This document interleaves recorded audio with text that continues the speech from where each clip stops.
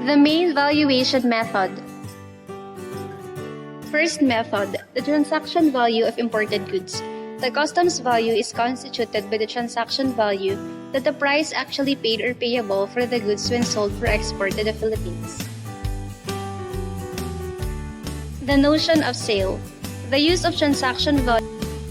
The notion of sale. The use of transaction value necessarily implies that the goods to be valued have been sold.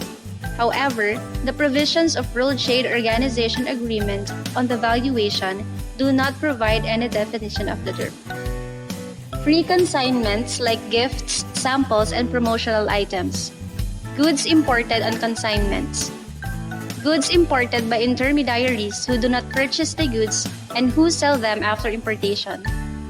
Goods imported by branch offices which are not separate legal entities.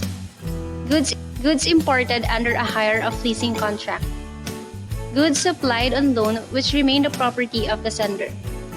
Goods imported on loan and remaining the property of the shipper do not constitute sales. The notion of price actually paid or payable. Transaction value is defined as price actually paid or payable for imported goods. It is done concrete, real price, and not a normal or usual price. The price actually paid or payable shall be understood as total payment made at the time of customs clearance or to be made after that day by the buyer or to a benefit of the seller for the imported goods. This price includes payment made as a condition of the sale of imported goods. This payment can be paid by any means of payment, directly or indirectly.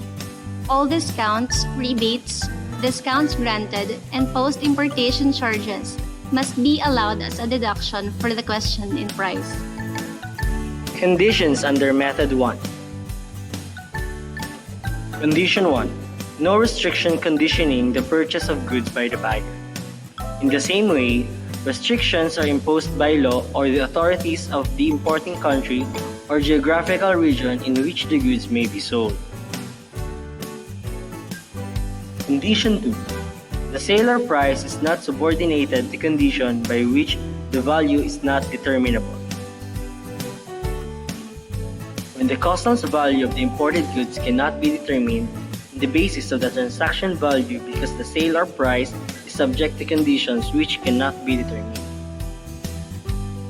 For example, the seller establishes the price of the imported goods on condition that the buyer will also buy other goods in specified quantity.